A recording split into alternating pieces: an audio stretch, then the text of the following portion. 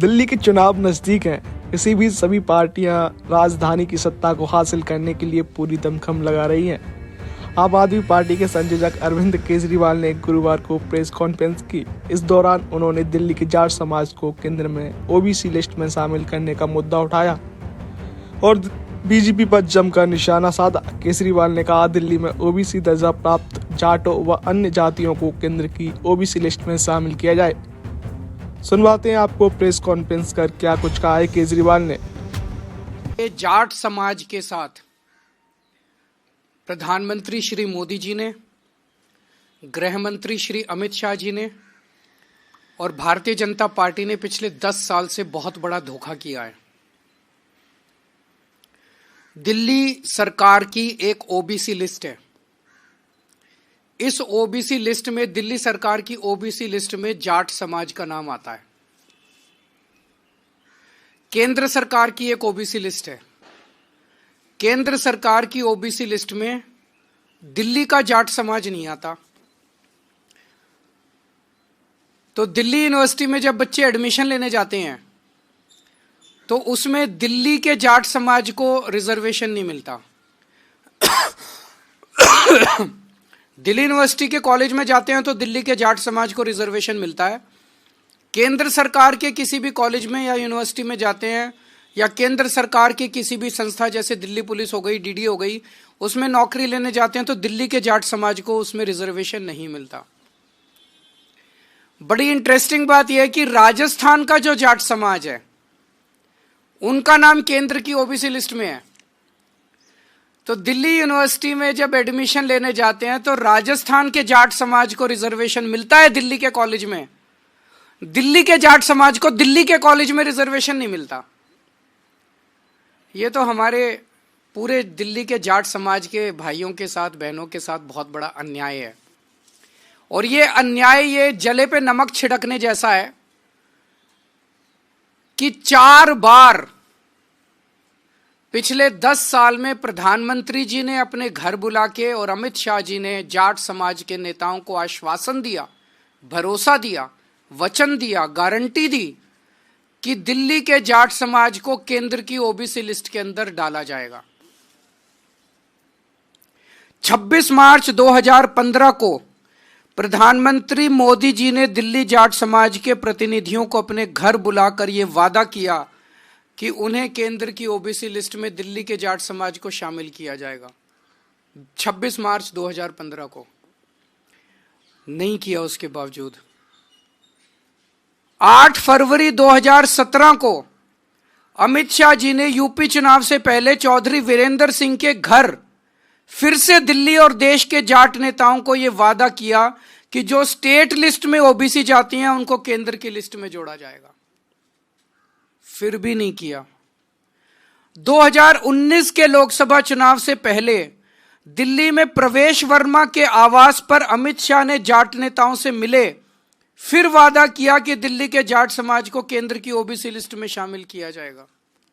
फिर धोखा दिया, फिर नहीं किया। 2022 में दिल्ली में फिर सैकड़ों जाट नेताओं को बुलाकर अमित शाह जी मिले और वादा किया और फिर से धोखा दे दिया।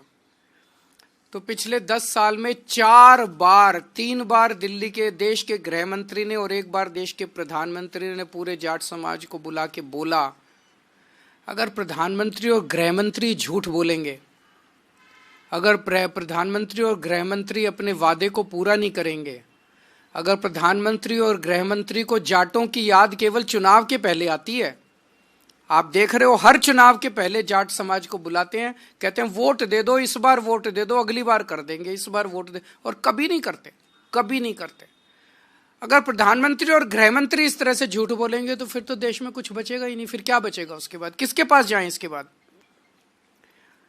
अब ये बड़े मजे की बात है, जैसे मैंने बताया कि दिल्ली पुलिस में राजस्थान के जाट समाज को रिजर्वेशन मिलता है, दिल्ली के जाट समाज को नहीं मिलता। एनडीएमसी में, डीडीए में, सफदरजंग अस्पताल में, ऑल इंडिया मेडिकल में राजस्थान के जाट समाज को रिजर्वेशन मिलता है, दिल्ली के जाट समाज को नहीं मिलता। दिल्ली के अंदर दिल्ली वालों को रिजर्वेशन नहीं मिलता, बाहर वालों को मिलता। भाई ऐसा क्यों? तो मैंने कल प्रधानमंत्री जी को चिट्ठी लिखी है, उस चिट्ठी की कॉपी अभी आप सब लोगों को बांट दी जाएगी। मैंने प्रधानमंत्री जी को उनके वादे, उनके और अमित शाह जी के वादे याद दिलाए हैं कि आप ये वादा पूरा कीजिए, और जाट समाज के साथ धोखा किया गया है। जाट समाज के साथ साथ 5 और जातियां हैं जो दिल्ली की स्टेट लिस्ट में है और केंद्र की स्टेट लिस्ट में नहीं है। ये है रावत, रोनियार, रायतंवर, चारण और ओड। इनको भी दिल्ली की केंद्र सरकार के जितने संस्थान हैं वहां पे रिजर्वेशन नहीं मिलता। ये भी दिल्ली की ओबीसी लिस्ट में है, केंद्र की ओबीसी लिस्ट में नहीं है। तो जाट समाज के साथ साथ इन अन्य 5 जातियों को भी इसमें शामिल किया जाए, ताकि इन जातियों के युवाओं को भी शिक्षा में और रोजगार में उचित अवसर केंद्र सरकार के संस्थानों में भी मिलने लगे। दिल्ली में केंद्र सरकार की 7 यूनिवर्सिटी हैं, दिल्ली यूनिवर्सिटी के कई कॉलेज हैं, Delhi police, NDMC, DDA, AIIMS, Safdarjung, Ram Manohar Lohia जैसे कई केंद्र सरकार के संस्थान हैं जहां पे रिजर्वेशन इन लोगों को मिल सकता है, जिसमें शिक्षा और रोजगार में इन लोगों को रिजर्वेशन मिल सकता है। तो हमारा निवेदन है कि जो धोखा 10 साल से भारतीय जनता पार्टी दिल्ली के जाट समाज को देती आ रही है, वो धोखा देना बंद करें, अपने पुराने वादे पूरे करें। और अगर पूरे नहीं करेंगे तो आज केजरीवाल दिल्ली के पूरे जाट समाज को ये वादा कर रहा है कि मैं आपके लिए संघर्ष करूंगा और मैं केंद्र सरकार से करवा के लेके आऊंगा, चाहे मुझे इसके लिए जो मर्जी करना पड़े। अगर कोई प्रश्न है तो आप बताइए। दिल्ली का चुनाव आम आदमी पार्टी और बीजेपी के बीच में है, ये इंडिया गठबंधन का चुनाव नहीं है। जो भी हमें समर्थन मिल रहा है, मैं उन सभी पार्टियों का दिल से शुक्रिया अदा करता हूं। वो हमें समर्थन दे रहे हैं। ममता दीदी ने समर्थन दिया और अखिलेश जी ने समर्थन दिया। मैंने इसमें मीडिया में ही देखा है कि शायद ठाकरे जी की भी पार्टी शायद समर्थन दे रही है। मैं सब लोगों का शुक्रिया अदा करता हूं जो जो हमें आशीर्वाद दे रहे हैं, जो जो हमें समर्थन दे रहे हैं। कर लें, वो बस केस ही करने के लिए। वो बीजेपी उनको कहती है, वो तो बीजेपी का मोहरा है। बीजेपी कहती है चेस के अंदर 1 कदम चल तो वो 1 कदम चलता है, वो कहते हैं 2 कदम चल तो वो 2 कदम चलता है, वो कहते हैं राइट मुड़ जाओ तो वो राइट मुड़ जाता है, वो कहते हैं लेफ्ट मुड़ जाता है, वो कहते हैं केस कर क्या तो वो केस करता है, वो कहते हैं इन आदमियों को खरीद ले तो वो आदमी हो तो वो तो।